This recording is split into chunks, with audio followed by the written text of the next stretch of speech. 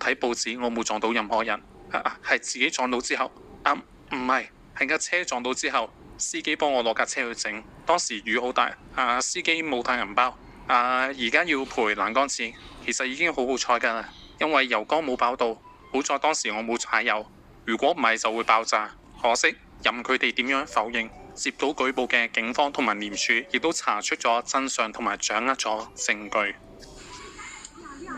4月12號凌晨，廉署就突然去到張柏芝嘅大埔康樂園住所入面拘捕咗謝霆鋒，將佢帶返自身嘅住所入面搜查之後，先帶返廉署。同日，廉署又拘捕咗成國定同埋涉事嘅28歲警員劉志偉。廉署話懷疑3個人涉及貪污同埋妨礙司法公正。值得一提嘅係，當時有唔少傳媒引述所謂嘅消息話，涉事嘅警員欠債累累，喺01年嘅時候更加已經申請破產，早已被列入無力償還債務清單入面。傳媒暗示有人因為財務問題先至行動，不過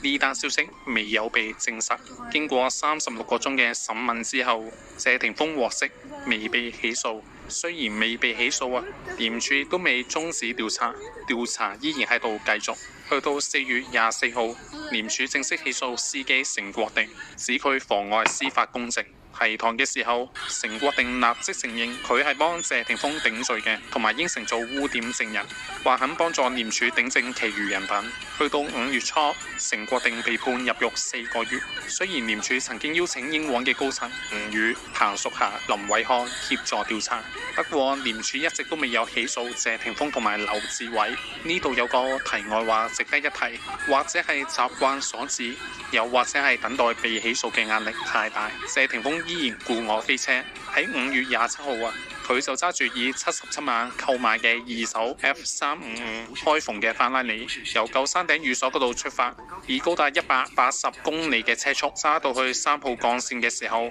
佢就俾警方偵測快車嘅隱形戰車截停同埋抄牌。講返正題先，去到6月6號。謝霆鋒同埋劉志偉去廉署報到嘅時候，就被正式起訴喺3月23號至到4月12號期間，同成國定串謀妨礙司法公正，即係容許成國定頂包，兩人獲得保釋外出。喺第二日，謝霆鋒提堂，由於社會對呢單 case 嘅關注程度太高法庭外面有過百名記者同埋200幾個市民喺度守候，令到謝霆鋒行入法庭嘅時候被圍住，寸步難行。過程入面更加俾記者用鏡頭無意咁整傷咗頭部，流蚊髮。由此可見呢單 case 喺當年嘅轟動程度。去到9月19號，呢單 case 喺西區裁判處嗰度正式開審。